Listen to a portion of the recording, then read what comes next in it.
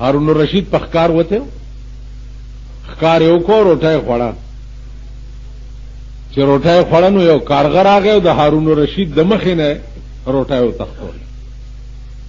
چې وی تختول هارون رشید ته غوسه وراله چې غوسه وراله چې کارغه څنګه دا جرأت وکړ چې د بادشاہ د مخې نه روټه یو تختوله پاس سور شو ورپسې منډي چې دې پاس سور شو وزیرانم ورپسې کارغه مخ کې او هارون رشید ورپسې دی یو غره نه واوړې ده دیم ورپسې ور واوړې الته چې د غره نه اخوا ګوري یو سړی دی چې د لاسونه داسې شاته او خپې دا په پټکی او صادر تړلې داسې پروت او د کارغه روټه یوړه هغه سړی ته په خوله کې ورک چې هارون رشید ورسېد او کارغه هوال وته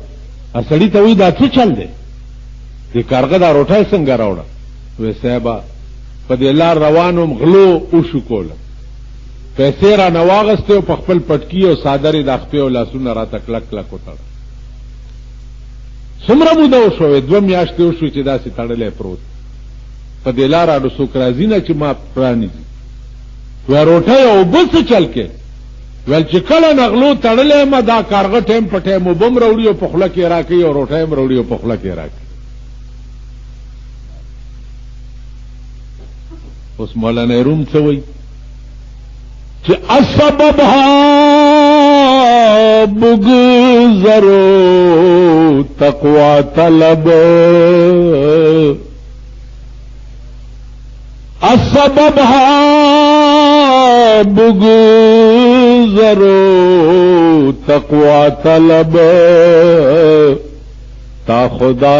روزی رساند بے سبب اسببها بگذرو تقوی طلب تا خدا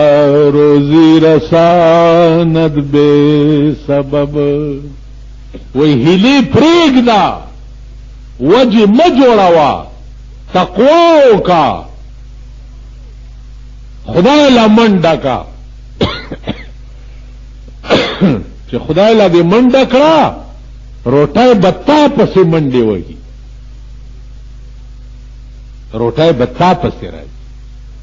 کارغان د روټای په ډیوټای اختاو تا پسې ورای کم خلق چې په هر شي کې اعتماد په خدای کوي دا خلق به په قیامت کې به پختنې جنت تلاش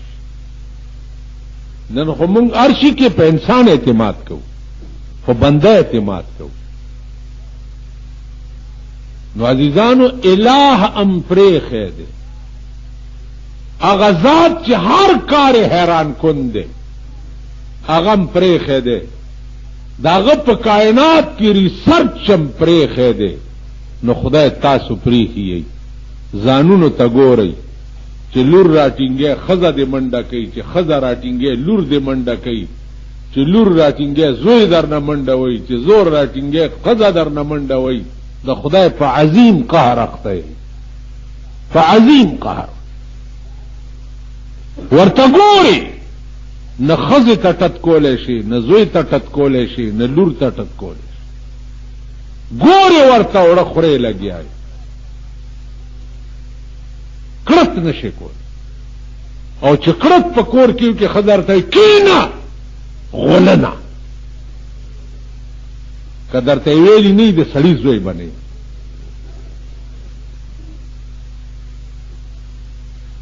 یو سړی ماته وی خزه ته وی چې مرګم درته نشتا چې مردار شي وی خزه راته وی چې پټاپو بړون شي بل واده پس ما دومره وګدو مرده دغه څه بده سوازو او لالوم بد تا خر غوندې به غټي او راوړې به زب وانډه خورم په خزه راته دسیو تاسو ټول ته په ایمان کې دغه سی وي زه در سره ما غرق یې غرق چې سو پورم الہ په اصلي مانو کې پړ کې ځای کړي رب د الہ کور کې مولانا وای چاته تاسو کو چې د پلاني سړی مینا دې پړ کې شتا هغه ورته وای د پلاني سړی مینا ویاو ورته وای بخدا کے سینہ امرا بخدا کے سینہ امرا بشگاف جان بیرون کن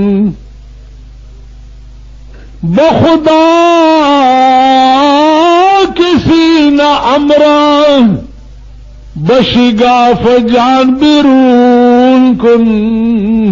کہ درون خانہ تو دیگرے چکار دارت کے درون خانہ تو تو خدا میں دے قسمی سینہ میں اوش لوا اڑا میں رو باسا اڑا میں سیرے کا دننا میں دزڑا پا کور کے او گورا خدا زما زړه خو ستا کور دی نو ستا په کور کې د بل چا څه کار دی چې دننه راشي چې څو پورې دی زړه د خدای کور کړی نه په خدای مې دې قسمی کړه ښې ورځې مخ وګورئ نن ستا زړه د شیطان کور دی ستا زړه د لیډرانو کور دی ستا زړه د سیاست کور دی ستا زړه د ښځو کور دی ستا زړه د بچو کور دی ستا زړه د خدای کور نه دی